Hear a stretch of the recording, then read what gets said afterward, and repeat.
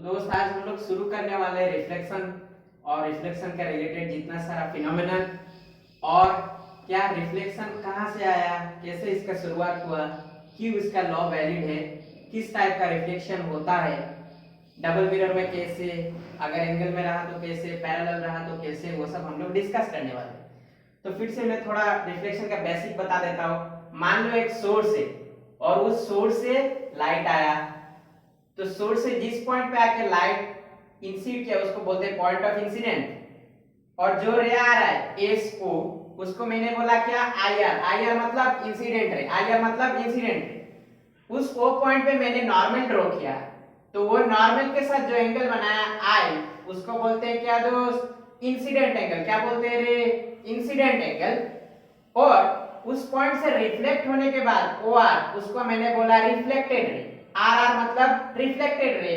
Angle बनाया are, जिसको theta 2 मैंने दिया, जिसको बोलते हैं रिफ्लेक्टेड एंगल। नॉर्मल के साथ रिफ्लेक्टेड रे ने जो एंगल बनाया उसको हम लोग बोलते हैं रिफ्लेक्टेड एंगल। मैंने कोई भी आर्बिट्ररी पॉइंट लिया एस और ओ, एस से शुरू हुआ और आर पे गया।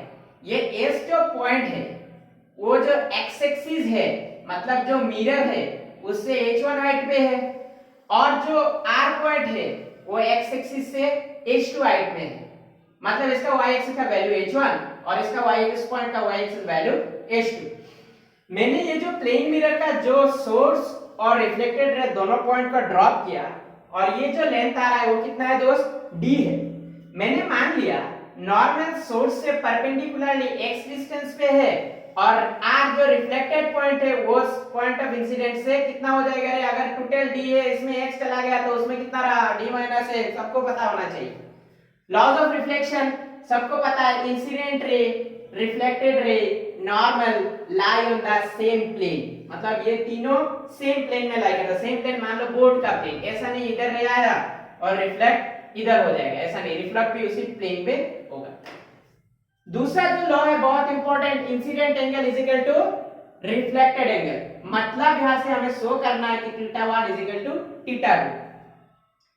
इसको वेक्टोरियली भी ट्रीट किया जा सकता है ना, दोनों लॉ को वेक्टोरियली हम लोग ट्रीट कर सकते हैं। लेकिन उससे पहले ये जानना बहुत जरूरी है कि ये जो इंसिडेंट एंगल है और ये जो रिफ्लेक्टेड एंगल है ये क्यों इक्वल होता है। कोई भी टीचर इन जनरल क्लास 12 के बच्चों को ये नहीं बताते कि ये दोनों इक्वल क्यों होता है। चलो मैं आज बता देता हूं कि क्यों इक्वल होता है। एक चीज याद रखना, एक चीज याद रखना दोस्त,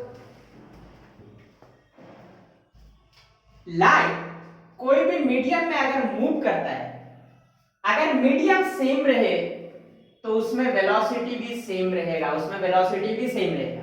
रिफ्लेक्शन एक ऐसा फिनोमेनन है, वो तो रिबाउंडिंग है ही, लेकिन इसका लॉजिक क्या है, बेंडिंग होता है सेम मीडियम में।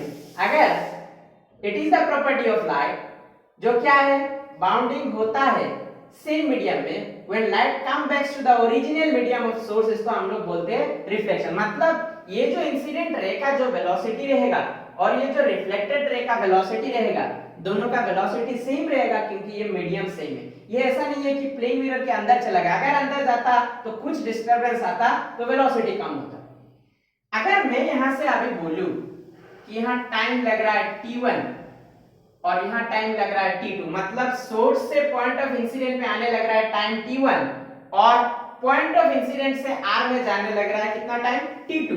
तो टोटल टाइम कितना हो गया रे, obviously t is equal to t1 plus t2। अच्छे से अगर गौर करोगे तो वेलोसिटी इज इक्वल टू हमें क्या पता है रे, क्या पता है, डिस्टेंस, ये स्ट्रेट है, डिस्प्लेसमेंट भी बोल सकते हो, y टाइम। तो डिस्प्लेसमेंट कितना आ रहा है, SO बाय t1। वहां से मुझे t1 मिलेगा या नहीं मिलेगा रे, SO बाय वेलोसिटी। सिमिलरली अगर मैं दूसरा टाइम निकालना चाहूं तो उधर भी वेलोसिटी कितना हो जाएगा रे, OR बाय t2। तो टाइम कितना निकल जाएगा रे, OR बाय V। तो t1 तुम्हारा क्या आ रहा है, SO by V, OR by V। Diagram से मुझे बोल सकते हो क्या कि एस ओ ये ट्राइंगल अगर हम लोग कंसीडर करेंगे तो ये एस ओ मैं लिख सकता हूं h1 square plus x square, h1 square plus x square. इसमें कोई डाउट होना चाहिए क्या ना? ये 90 डिग्री, तो उसमें पाइथागोरस थ्योरम लगाओगे तो ये एसओ हाइपोटेन्यूज हो जाएगा। वो कितना हो जाएगा रे? h1 square plus x square under root. इधर का मैं अगर OR का बात करूं तो ये कितना हो जाएगा रे? h2 स्क्वायर, और ये लेंथ कितना आ रहा है रे? ये लेंथ आ रहा है हमारा d minus x whole square. इसमें कोई डाउट नहीं होना चाहिए। एसओ ये कितना आ रहा है रे? h1 square plus x square by B, और ये कितना आ रहा था? h2 square plus d minus x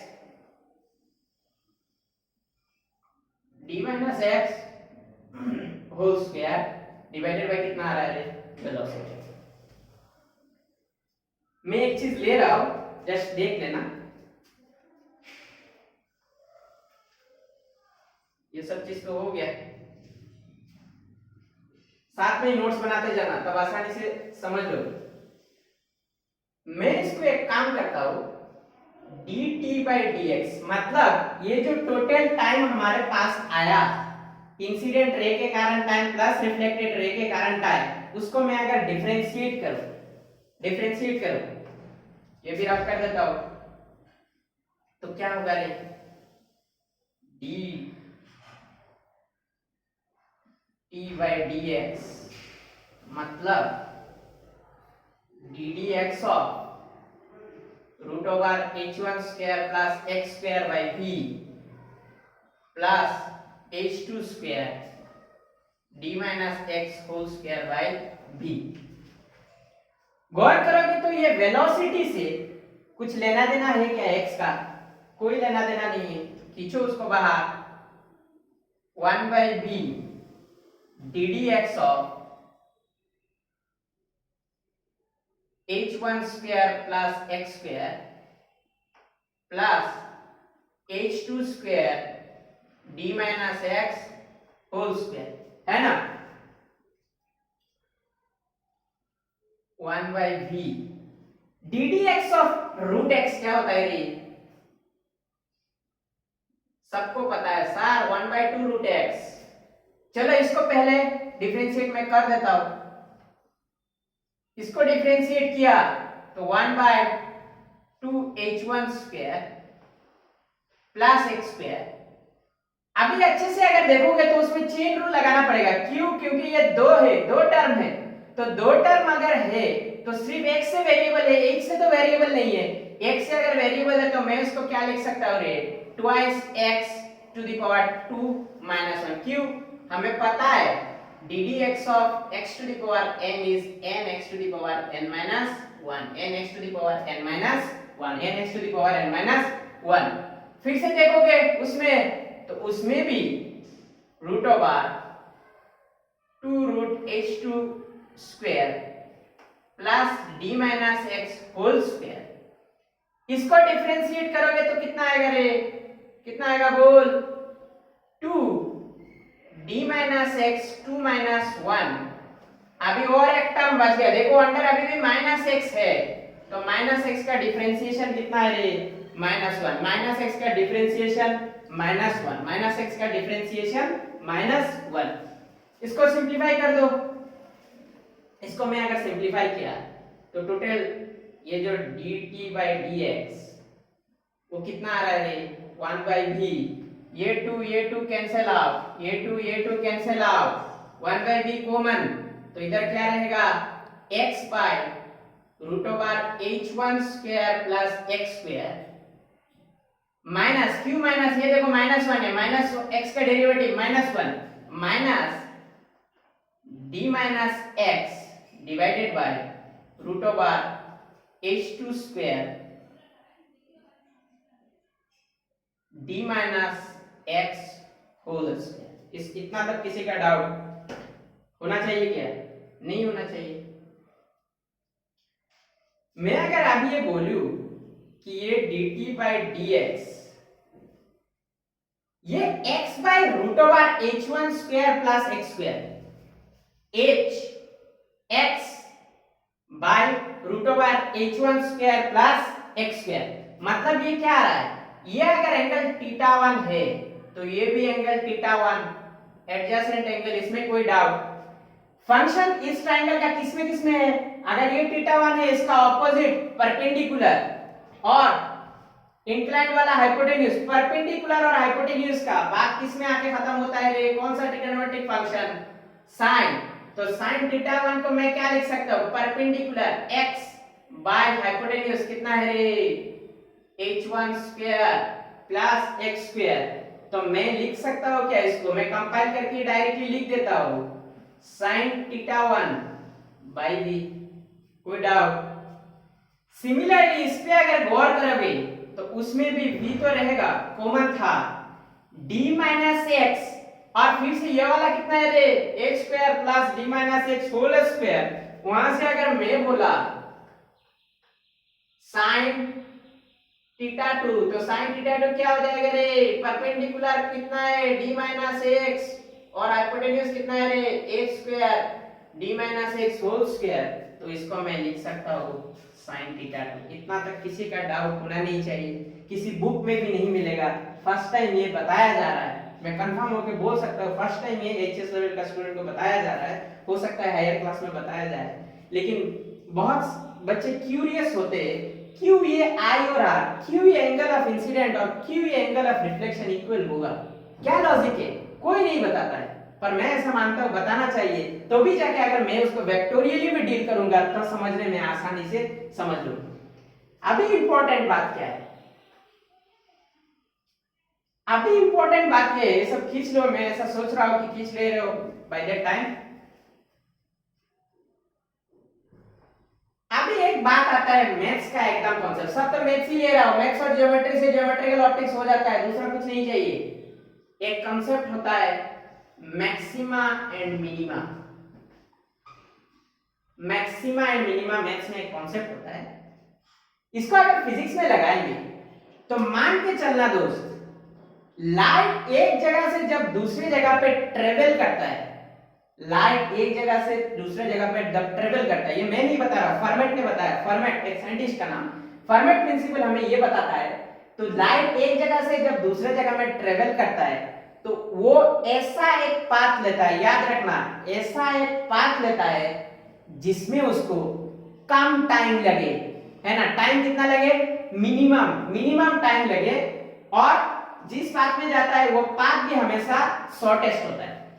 अच्छा, इसका जो ये पाथ, ये कौन डिसाइड कर रहा है, एक्स एक्सिस डिसाइड कर रहा है या वाई एक्सिस, वाई एक्सिस में कुछ हो रहा है क्या, point of incident y axis में है क्या, नहीं है। पॉइंट ऑफ इंसिडेंट कौन सा एक्सिस में, एक्स एक्सिस में। सोर्स पॉइंट ऑफ इंसिडेंट से परपेंडिकुलरली कितना दूर है, एक्स दूर। उस कंडीशन में अगर मिनिमम हो तो मैथ्स में एक इंपॉर्टेंट कांसेप्ट है कि ये इस टाइम को, ये जो मिनिमम टाइम है, इसको अगर पाथ के रेस्पेक्ट में डिफरेंशिएट करेंगे तो इसका वैल्यू जीरो आएगा, इसका वैल्यू कितना आएगा रे, जीरो आएगा। मतलब dt by dx जो हमने निकाला उसका वैल्यू कितना होगा, जीरो होगा, उसका वैल्यू कितना होगा रे, जीरो होगा।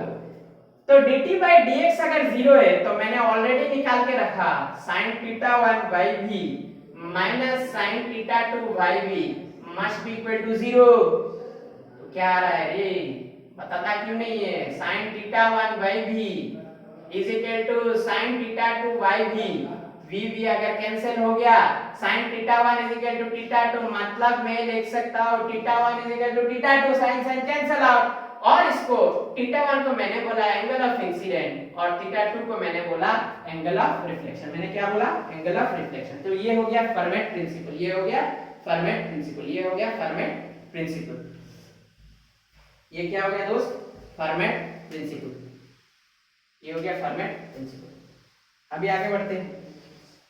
आगे बढ़ने से पहले मैं थोड़ा टाइप्स ऑफ रिफ्लेक्शन बता देता हूं, क्योंकि आजकल एक नया लॉ आ रहा है रिफ्लेक्शन के साथ, एक तीसरा लॉ आ रहा है कोरोलरी के दौर पर, मतलब उसको कैसे समझाया जाए या फिर वो कैसे वैलिडिटी अपना स्थापित करे। मैं आशा कर रहा हूं ये खींच लिए हो, अगर नहीं खींचे हो तो थोड़ा रिवाइंड करके खींच लेना। मैंने ये प्रूफ कर दिया है ना, angle of incident is equal to angle of reflection. अगर मान लिया जाए, जरूरी नहीं है कि हर एक सरफेस स्मूथ हो, हर एक सरफेस स्मूथ हो, हर एक सरफेस स्मूथ हो, ऐसा जरूरी नहीं है। इसका एक्चुअल एप्लीकेशन लेकिन मैं बताऊंगा जब मैं मिरर्स के बारे में बताऊंगा, सॉरी इमेज के बारे में जब मैं बताऊंगा। मिरर्स भी वही कॉन्सेप्ट है ज्योमेट्रिकल ऑप्टिक्स का, सॉरी। जब मैं इमेज का कॉन्सेप्ट के बारे में बताऊंगा एकदम फील आएगा कि ये कैसे होता है। बेसिकली क्या है, ये जो रिफ्लेक्शन है दो टाइप का हो सकता है। एक हो सकता है प्लेन सरफेस पे हो और एक होता है नॉन प्लेनर सरफेस, मतलब इरेगुलर सरफेस पे हो। तो मुझे ये बताओ, इधर तो no doubt laws of reflection valid है। अगर प्लेन सरफेस पे रिफ्लेक्शन हुआ तो उसको हम लोग बोलते हैं रेगुलर रिफ्लेक्शन। क्या बोलते हैं रे? रेगुलर रिफ्लेक्शन, या फिर स्पेक्युलर रिफ्लेक्शन। क्या बोलते हैं रे? Specular reflection. मान लिया जाए इरेगुलर सरफेस में रिफ्लेक्शन हुआ, क्या हुआ रे? इरेगुलर सरफेस में हो भी सकता है, इधर और एक रे आ सकता है, आ नहीं सकता है क्या? इधर अगर देखोगे तो हमेशा, है ना। तो मुझे ये बताओ, ये अगर इरेगुलर सरफेस हुआ तो क्या इधर एंगल ऑफ इंसिडेंट और एंगल ऑफ रिफ्लेक्शन इक्वल होगा? मैं बोलूंगा होगा। Laws of reflection valid whether the surface is plane, means whether the surface is regular or irregular, मतलब नॉन प्लेन। इस टाइप का जो रिफ्लेक्शन होता है अगर ये रेगुलर हुआ तो उसको बोलते हैं इरेगुलर रिफ्लेक्शन। कभी कभी अच्छे टर्म से बोला जाता है इसको डिफ्लर्ज रिफ्लेक्शन। क्या बोला जाता है रे? डिफ्लर्ज रिफ्लेक्शन। रेगुलर रिफ्लेक्शन एक टाइप का, इरेगुलर रिफ्लेक्शन दूसरा टाइप का। याद रखना, मोस्ट इंपोर्टेंट बात यही है। अभी आज का लॉज ऑफ रिफ्लेक्शन 3 बताया जा रहा है, 2 तो मैं बताया, तीसरा और ऐड किया गया कोरोलरी के तौर पे कि ये जो अपर दोनों लॉ है ये दोनों लॉ वैलिड है अगर सरफेस रेगुलर हो, मतलब प्लेन हो, या फिर इरेगुलर हो। दोनों सरफेस में ही ये लॉ वैलिड है, ये लॉ वैलिड है। चलो आगे बढ़ते हैं। मैं बता दिया रिफ्लेक्शन, प्रूफ भी करा दिया। 2 टाइप का रिफ्लेक्शन में ये जो वैलिड है ये भी मैं बता दिया। चलो आज थोड़ा एकदम डेविएशन को एकदम माइन्यूटली देख लेते हैं। ये एंटी क्लॉकवाइज और क्लॉकवाइज कन्वेंशन के ऊपर कैसे डिपेंड करता है, कन्वेंशन के ऊपर कैसे डिपेंड करता है, तब मैं टाइप्स ऑफ इंसिडेंट बता पाऊंगा। ये जो टाइप्स ऑफ रिफ्लेक्शन है इसका असली एप्लीकेशन इमेज फॉर्मेशन में आएगा। याद रखना, असली एप्लीकेशन इमेज फॉर्मेशन में आएगा। Deviation and types of incident, deviation and types of incidence. Deviation से हम लोग टाइप्स ऑफ इंसिडेंट या फिर टाइप्स ऑफ इंसिडेंस से हम लोग देखेंगे डेविएशन क्या है। मैं 2 डायग्राम ले रहा हूं, माइन्यूटली ऑब्जर्व करने के लिए बहुत जरूरी है।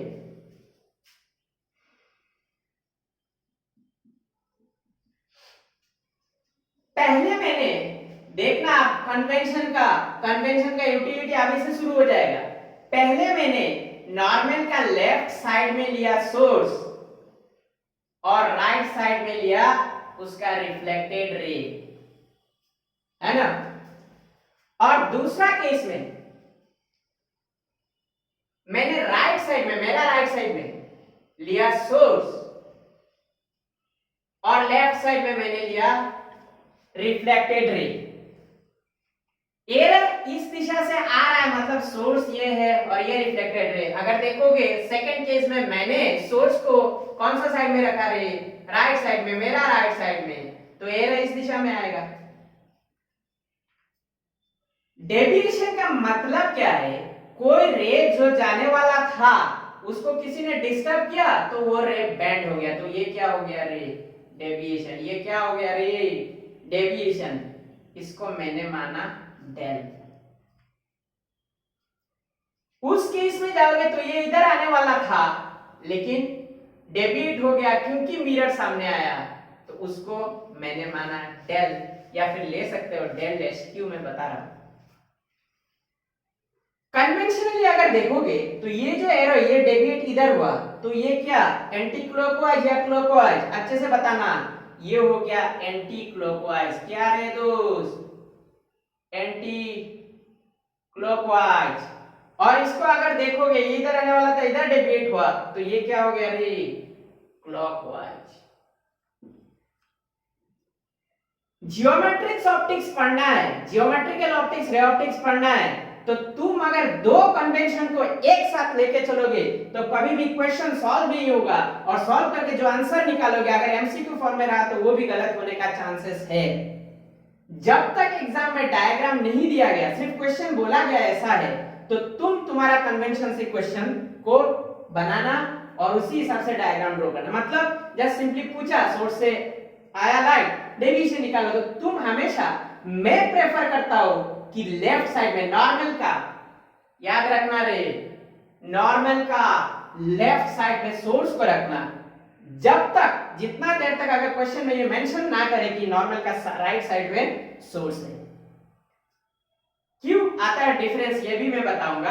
अगर अभी मैं सिंपल यहां से डेविएशन निकालना चाहूं तो कितना होगा रे, ये एक लाइन है, एक लाइन का वो पॉइंट हो या किसी भी पॉइंट हो, उसका टोटल एंगल कितना होता है रे, डेल प्लस आर, मैं डायरेक्टली ले रहा हूं, प्लस आई 180 डिग्री, तो उसमें डेल कितना आ रहा है रे, 180 डिग्री। आई और आर इक्वल है, ये सबको पता हो गया अब तक, नहीं होगा तो फिर से रिवाइंड करके देख लो। दोनों इस साइड में आया माइनस, तो मैं लिख सकता हूं 180 डिग्री माइनस ट्वाइस आई, या फिर 180 डिग्री माइनस ट्वाइस आई। इन दोनों में कोई डिफरेंस है? इधर भी जाओगे तब भी सेम आने वाला है, del plus r i 180 degree, मतलब del is equal to 180 degree minus twice i, या फिर 180 डिग्री माइनस ट्वाइस आई। इसमें कोई डिफरेंस है? अच्छे से देख लो, कोई डिफरेंस?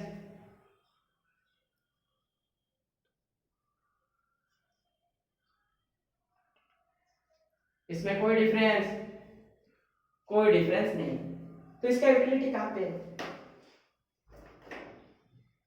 चलो यूटिलिटी में दिखाता हूं। मैंने आप क्या बोल दिया कि यही कन्वेंशन पकड़ना, सोर्स को हमेशा लेफ्ट साइड। हो गया, मैं इसको रफ कर देता हूं। ये डेल डैश था, थोड़ा लिख लेना।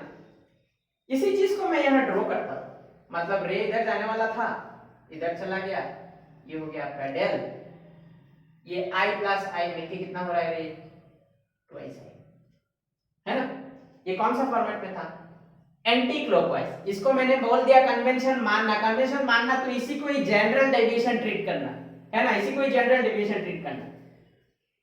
अभी मान लो कोई आदमी इधर जा रहा था तो ये इधर चला गया, ये हो गया डेविएशन।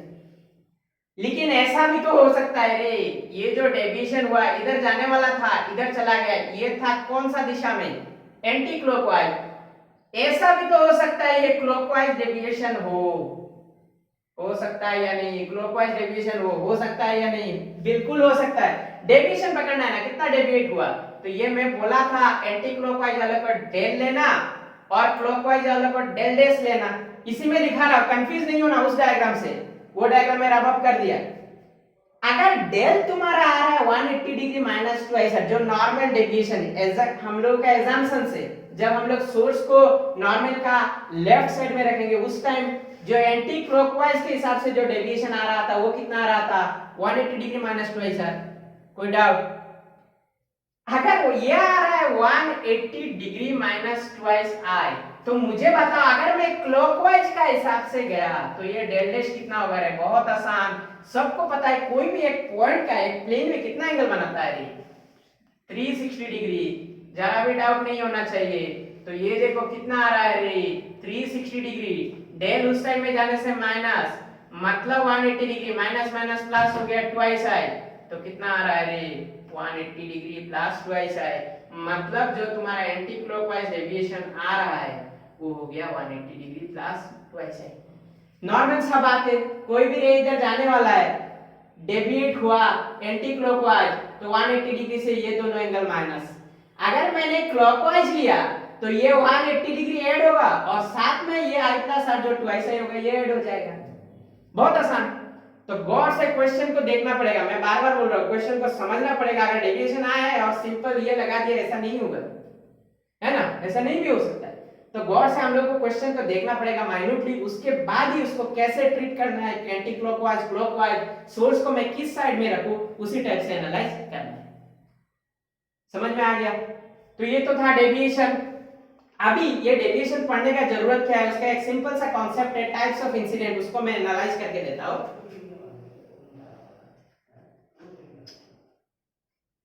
टाइप्स ऑफ इंसिडेंट्स, अभी आते हैं टाइप्स ऑफ इंसिडेंट्स।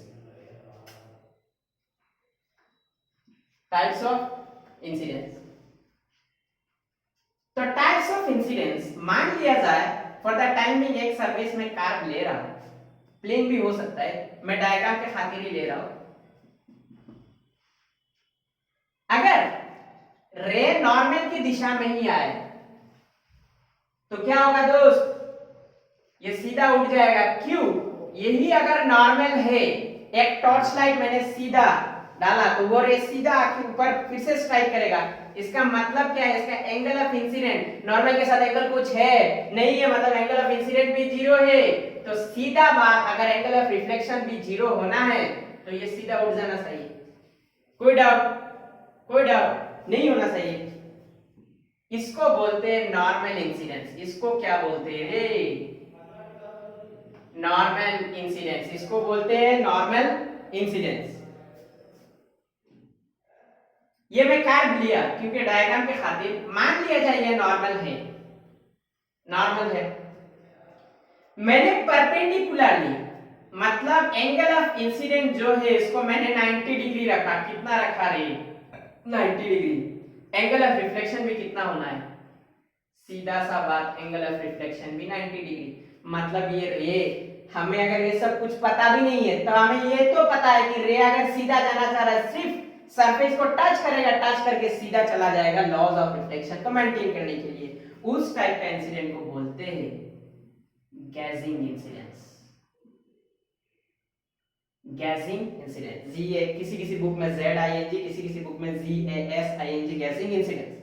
और एक टर्म है ग्लैंसिंग एंगल। ये गैजिंग और ग्लैंसिंग कंफ्यूज होने के लिए सफिशिएंट है, मैं ग्लैंसिंग एंगल बता देता हूं। ग्लैंसिंग एंगल कुछ नहीं है, इंसिडेंट रे जो नॉर्मल के साथ बनाता है वो तो होता है इंसिडेंट एंगल। इंसिडेंट एंगल जो सरफेस के साथ बनाता है, जो प्लेन मिरर या फिर कोई प्लेन सरफेस के साथ बनाता है, उसको बोलते हैं ग्लैंसिंग एंगल। अभी इसके साथ डेविएशन का क्या लेना देना है, उसको थोड़ा डील कर लेते हैं। इसके साथ डेविएशन को क्या लेना देना है, मैं नीचे वाला पार्ट थोड़ा डिलीट कर रहा हूं, रब कर रहा हूं और बार-बार ये फिर से रिवाइंड करके बोल दे रहा हूं। गैजिंग इंसिडेंस और ग्लैंसिंग एंगल याद रखना। गैजिंग इंसिडेंस अगर 90 डिग्री एंगल से एंगल ऑफ इंसिडेंट हो तो सीधा चला जाएगा, कोई डेविएशन नहीं, मैं दिखाऊंगा। और ग्लैंसिंग एंगल होता है जो इंसिडेंट रे प्लेन मिरर के साथ एंगल बनाता है, उसको बोलते हैं ग्लैंसिंग एंगल। और नॉर्मल के साथ जो बनाता है वो तो पता ही है, एंगल ऑफ इंसिडेंस। इसमें मैं अगर बोलूं डेविएशन कितना है तो मैंने ऑलरेडी बोल दिया था फॉर्मूला से ही, क्लॉकवाइज या एंटी क्लॉकवाइज। देखो मैंने सोर्स किस दिशा में लिया है, ये तो दिशा ही नहीं है, सीधा है, तो कुछ भी पकड़ लो हो जाएगा। इसमें मैं अगर बोलूं डेविएशन कितना है तो डेविएशन का फॉर्मूला 180 डिग्री माइनस ट्वाइस है। 180 डिग्री माइनस ट्वाइस, आई का वैल्यू कितना है 90, आर भी 90, वहां से ही आया ट्वाइस आई, तो कितना आ रहा है 0 डिग्री। अभी तो हमें तो ऐसे ही नजर आ रहा था, कुछ डेविएशन हो रहा था क्या? सीधा चला जा रहा था, कोई डेविएशन नहीं था। तो deviation in case of guessing incidence is 0, in case of guessing incidence deviation is 0। लेकिन डेविएशन मैं अगर बोलूं कितना है in case of normal incidence तो कितना होगा रे? 180 डिग्री माइनस 2 into 0 कितना आ रहा है रे? 180 डिग्री। अरे सीधा सा बात है ना, रे इधर जाने वाला था, गया नहीं, सीधा उस पॉइंट से उड़ गया, तो ये एंगल कितना हो गया रे? ये एंगल कितना हो गया रे? 180 डिग्री हुआ ना, 180 डिग्री हुआ। तो ये जो कॉन्सेप्ट नॉर्मल इंसिडेंस और गैसिंग इंसिडेंस, ये थोड़ा याद रख लेना अच्छे से, बहुत इंपॉर्टेंट भी है। और एक कॉन्सेप्ट मैं बता देता हूं, थोड़ा पैरेलल मिरर, डबल मिरर में मैं बाद में जाऊंगा, या फिर डबल मिरर शुरू ही कर देते हैं, थोड़ा एक आध मिनट लगेगा, वीडियो थोड़ा लंबा होगा, थोड़ा कृपया करके देख लेना टाइम निकाल के।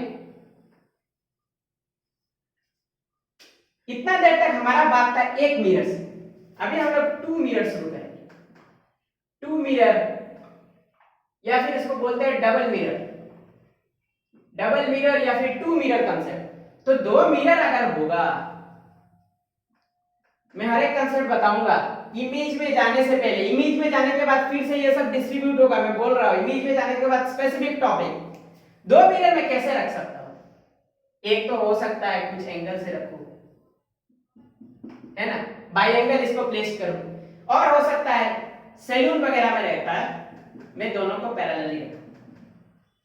नेक्स्ट क्लास में मैं इसको बड़े प्यार से बताऊंगा, इसमें बहुत ज्यादा क्वेश्चन पूछता है, आईआईटी जेईई हो या फिर नीट या फिर कोई भी कॉम्पिटिटिव एग्जाम, बहुत सारा क्वेश्चन पूछता है। नॉर्मल ज्योमेट्री से मैं बहुत सारा क्वेश्चन सॉल्व करके भी दूंगा, लेकिन ये जो पैरेलल वाला केस है इसको मैं अभी बता देता हूं, बहुत आसान है क्योंकि उसमें डेविएशन का कुछ बात ही नहीं। पैरेलल ये हो गया था एंगल, प्लेस्ड इन एंगल और प्लेस्ड इन पैरेलल, मैं एंगल का फॉर द टाइमिंग रब कर रहा हूं। मान लिया जाए दो मिरर है जिसको पैरेलली प्लेस किया गया और दोनों का बीच में डिस्टेंस रखा गया h, दोनों का बीच में डिस्टेंस कितना है h। मैं अगर एक सोर्स कंसीडर करूं, उसमें पहला मिरर में जाके रह गया, है ना, ये एंगल अगर थीटा है तो जो रिफ्लेक्ट होके रह आएगा उसका भी एंगल थीटा, उसका भी एंगल थीटा। फिर से सेकंड मिरर उसमें भी मैंने नॉर्मल बनाया, ये n1 ये सपोज n2, वहां से भी जाएगा। अच्छा ये मैंने थीटा लिखा है, इसमें किसी का कोई शक नहीं होना चाहिए रे, दोनों का बीच का डिस्टेंस h है तो दो पैरेलल है, ऑपोजिट बाइसेक्टर है, तो वो दोनों एंगल इक्वल है, एडजेसेंट एंगल, तो ऐसा कंटिन्यू होता रहेगा। क्वेश्चन पूछता है, एक क्वेश्चन तो ऐसा पूछता है नॉर्मल कि एक रिफ्लेक्शन होने के लिए कितना, मान लिया जाए ये O, ये O1 या फिर ये O1 ये O2, एक रिफ्लेक्शन होने के लिए कितना स्पेस गया। या फिर अगर मान लिया जाए टोटल लेंथ दोनों मिरर का अगर L हो, टोटल लेंथ दोनों मिरर का अगर L हो तो कितना रिफ्लेक्शन पॉसिबल है। अगर मैंने ऑब्जेक्ट को किसी एक में पॉइंट में रखा, क्वेश्चन भी मैं नेक्स्ट क्लास में एक दो करा के दे दूंगा, बताओ एक रिफ्लेक्शन, ये भी एक रिफ्लेक्शन, ये भी एक रिफ्लेक्शन, ऐसे कंटिन्यू होगा तो एक रिफ्लेक्शन के लिए मिरर का कितना स्पेस गया, यही तो स्पेस गया ना रे, n1 O2 यही तो स्पेस गया। तो ये इस एंगल का हिसाब से ये परपेंडिकुलर है, परपेंडिकुलर है ना, और ये मुझे बेस पता है h, तो ये कौन सा ट्रिग्नोमेट्रिक फंक्शन लेने से हो जाएगा रे 10। मैं यहां से लिख सकता हूं क्या कि tan theta is equal to perpendicular, perpendicular कितना है रे n1 O2 by base, base यही हो गया, ये कितना हो गया h, तो वहां से मैं लिख सकता हूं क्या n1 O2 is equal to h tan theta. मतलब एक सोर्स से लाइट गिरा एंगल थीटा में, दोनों मिरर का बीच में स्पेसिंग है या गैपिंग है h, तो एक रिफ्लेक्शन में कितना स्पेस जाएगा h tan थीटा। इसमें कोई डाउट नहीं होना चाहिए, ये क्वेश्चन पूछता है, पूछा भी h tan थीटा, बहुत सिंपल। अभी और एक क्वेश्चन क्या पूछता है कि मान लिया जाए ये अगर h tan theta meter something unit कुछ होगा या फिर फुट गया तो रिफ्लेक्शन कितना हो रहा है, एक रिफ्लेक्शन, रिफ्लेक्शन कितना, इसका मतलब ही तो एक रिफ्लेक्शन में इतना। देयरफॉर अगर मैं 1 मीटर यूनिटरी मेथड से लिया तो 1 बाय h tan थीटा, हां या ना, हां ना का कोई बात ही नहीं है। दोनों प्लेन मिरर का लेंथ मैंने कितना लिया रे l, तो ये टोटल नंबर ऑफ रिफ्लेक्शन कितना हो जाएगा रे, बताता नहीं, बोर्ड में आया या नहीं आया, नहीं आया तो ऊपर लिख रहा हूं मैं, h tan थीटा मीटर का एक रिफ्लेक्शन हुआ, वन रिफ्लेक्शन, तो अगर 1 मीटर गया 1 बाय h tan थीटा, तो मेरा दो प्लेन मिरर जो है वो l लेंथ का है, तो l मीटर के लिए कितना नंबर ऑफ रिफ्लेक्शन होगा, यूनिटरी मेथड l से मल्टीप्लाई कर दो l by h tan theta, मतलब क्या हो जाएगा रे, टोटल नंबर ऑफ रिफ्लेक्शन क्या हो जाएगा रे l by h tan theta. मैं जब एंगुलर फॉर्म में जाऊंगा तो प्लेन मिरर बहुत सारा क्वेश्चन भी कराऊंगा, डेविएशन भी बताऊंगा, डबल डेविएशन भी बताऊंगा बड़े प्यार से, और क्वेश्चन भी कुछ बताऊंगा। फॉर द टाइम बीइंग शायद वीडियो भी लंबा हो गया, इतना तक है। ये जो दो प्लेन पैरेलल मिरर रखा गया है उसके बीच में एक रिफ्लेक्शन होने से कितना मीटर गया ये पूछता है, और बहुत सारा रिफ्लेक्शन कितना होगा अगर बीच में लेंथ L हो, बीच में length L। Bye, thank you.